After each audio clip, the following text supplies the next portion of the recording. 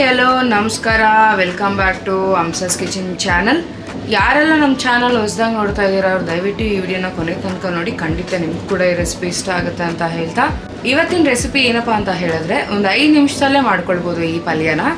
ಹಾಗೆ ಈ ಪಲ್ಯ ಚಪಾತಿಗೆ, ಹಾಗೆ ಬಿಸಿ ಅನ್ನ ಸಾಂಬಾರ್ ಜೊತೆಗೆ ನಂಚ್ಕೊಳ್ಳೋದಕ್ಕೆ, ತಿಳಿ ಸಾರು ಜೊತೆ ನಂಚ್ಕೊಳ್ಳೋದಕ್ಕೆ, ಪೂರಿ ಜೊತೆ ನಂಚ್ಕೊಳ್ಳೋದಕ್ಕೆ ತುಂಬಾ ಚೆನ್ನಾಗಿರುತ್ತೆ. ಒಂದು 5 ನಿಮಿಷದಲ್ಲೇ ಮಾಡ್ಕೊಳ್ಬೋದು, ಯಾವುದೇ ರೀತಿ ಮಸಾಲ ಪೌಡರ್ನ ಹಾಕ್ಕೊಳ್ಳೋದಿಲ್ಲ. ಆ ರೆಸಿಪಿ ಯಾವುದಪ್ಪ ಅಂತ ಹೇಳಿದ್ರೆ ಚಿಲ್ಕರವೆ ಸೊಪ್ಪಿನ ಪಲ್ಯ. ತುಂಬ ಟೇಸ್ಟಿಯಾಗಿರುತ್ತೆ, ಹಾಗೆ ತುಂಬ ಕಡಿಮೆ ಇಂಗ್ರೀಡಿಯೆಂಟಲ್ಲೇ ನೀವು ಮಾಡ್ಕೊಳ್ಬೋದು, ಮನೆಯಲ್ಲಿರುವಂಥ ಇಂಗ್ರೀಡಿಯೆಂಟಲ್ಲೇ ಮಾಡ್ಕೊಳ್ಬೋದು. ಬನ್ನಿ ಈಗ ಚಿಲ್ಕರವೆ ಸೊಪ್ಪಿನ ಪಲ್ಯ ಹೇಗೆ ಮಾಡೋದು ಅಂತ ತೋರಿಸ್ಕೊಡ್ತೀನಿ. ಒಂದು ಪಾತ್ರೆಗೆ 3 ರಿಂದ 4 ಸ್ಪೂನಷ್ಟು ಎಣ್ಣೆ ಹಾಕಿ ಬಿಸಿ ಆಗೋದಕ್ಕೆ ಇಟ್ಟಿದ್ದೆ. ಎಣ್ಣೆ ಬಿಸಿಯಾಗಿದೆ, ಇದಕ್ಕೆ ಸ್ವಲ್ಪ ಸಾಸಿವೆ ಹಾಕೋತಾ ಇದ್ದೀನಿ. 1 ಸ್ಪೂನು ಉದ್ದಿನಬೇಳೆ, ಕಡಲೆಬೇಳೆ 1 ಸ್ಪೂನ್ ಹಾಕೋತಾ ಇದ್ದೀನಿ.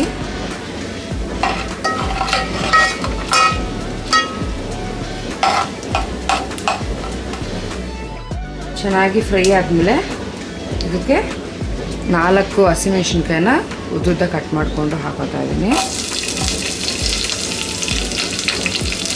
ಹಾಗೆ 2 ಮೀಡಿಯಮ್ ಸೈಜ್ ಈರುಳ್ಳಿ ಸಣ್ಣದಾಗಿ ಕಟ್ ಮಾಡ್ಕೊಂಡಿರೋದು.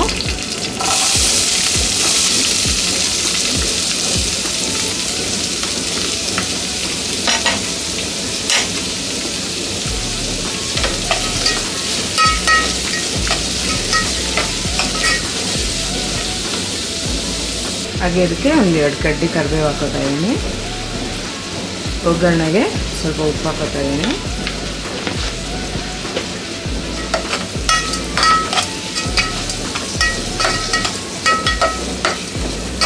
ಈರುಳ್ಳಿ ಚೆನ್ನಾಗಿ ಫ್ರೈ ಆಗಬೇಕು. ಲೈಟಾಗಿ ಗೋಲ್ಡನ್ ಬ್ರೌನ್ ಆದಮೇಲೆ ಇದಕ್ಕೆ ಸೊಪ್ಪು ಹಾಕೋಬೇಕು. ನೋಡಿ, ಈರುಳ್ಳಿ ಚೆನ್ನಾಗಿ ಫ್ರೈ ಆಗಿದೆ, ಲೈಟಾಗಿ ಕಲರ್ ಕೂಡ ಚೇಂಜ್ ಆಗಿದೆ. ಈಗ ಇದಕ್ಕೆ ಇಲ್ಲಿ 1 ಕಟ್ ಆಗುವಷ್ಟು ಚಿಲ್ಕರವೆ ಸೊಪ್ಪನ್ನ ಚೆನ್ನಾಗಿ ತೊಳ್ಕೊಂಡು ಸಣ್ಣದಾಗಿ ಹೆಚ್ಕೊಂಡಿದ್ದೀನಿ. ನೋಡಿ, 1 ಕಟ್ ಆಗುವಷ್ಟು ತೊಗೊಂಡಿದ್ದೀನಿ. ಇದು ನೋಡೋಕ್ಕೆ ತುಂಬ ಕ್ವಾಂಟಿಟಿ ಇದೆ ಅಂತ ಅನಿಸುತ್ತೆ, ಬಟ್ ಆದರೆ ಇದು ಬೆಂದಮೇಲೆ ಕ್ವಾಂಟಿಟಿ ಸ್ವಲ್ಪನೇ ಆಗುತ್ತೆ.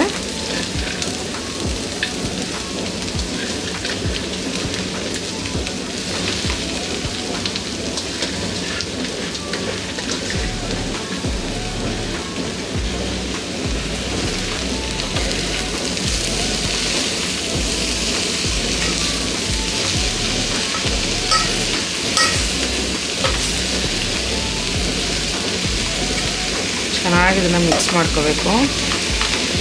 ನೀರೇನು ಹಾಕ್ಕೊಳ್ದಿರ ಇದನ್ನು ಎಣ್ಣೆನಲ್ಲೇ ಫ್ರೈ ಮಾಡ್ಕೋಬೇಕು. ತುಂಬ ಬೇಗನೆ ಬೆಂದೋಗ್ಬಿಡುತ್ತೆ.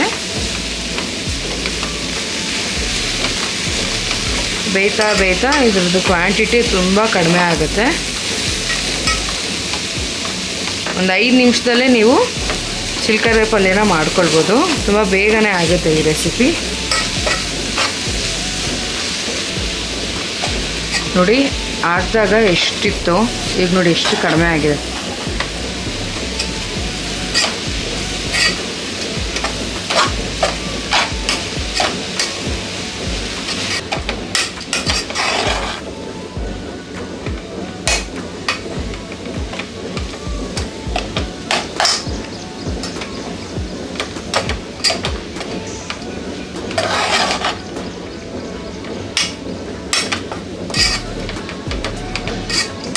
ಒಂದು 2 ರಿಂದ 3 ನಿಮಿಷದಷ್ಟು ಇದೇ ರೀತಿ ಫ್ರೈ ಮಾಡ್ಕೋಬೇಕು.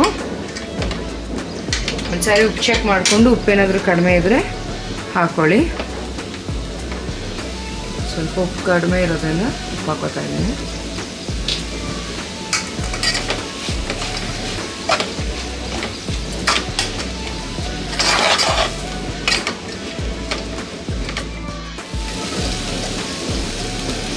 ಸೊಪ್ಪು ಬೆಂದಿದೆ.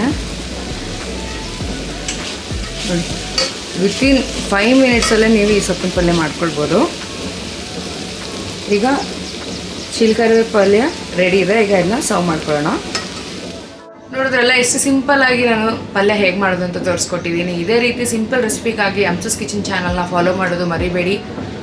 ಹಾಗೆ ಪಕ್ಕದಲ್ಲಿರೋ ಬೆಲ್ ಐಕಾನ್ ಆನ್ ಮಾಡ್ಕೊಳ್ಳಿ. ನಾವು ಅಪ್ಲೋಡ್ ಮಾಡೋ ಎಲ್ಲ ನೋಟಿಫಿಕೇಷನ್ ನಿಮಗೆ ಫಸ್ಟ್ ಸಿಗುತ್ತೆ ಅಂತ ಹೇಳ್ತಾ ನಿಮ್ಗೇನಾದರೂ ಈ ರೆಸಿಪಿ ಇಷ್ಟ ಆಗಿದರೆ ನೀವು ಕೂಡ ಮೈಂಡಲ್ಲಿ ಟ್ರೈ ಮಾಡಿ, ಹಾಗೆ ರೆಸಿಪಿ ಹೇಗೆ ಬಂದಿದೆ ಅಂತ ಕಮೆಂಟ್ ಮೂಲಕ ತಿಳಿಸಿ.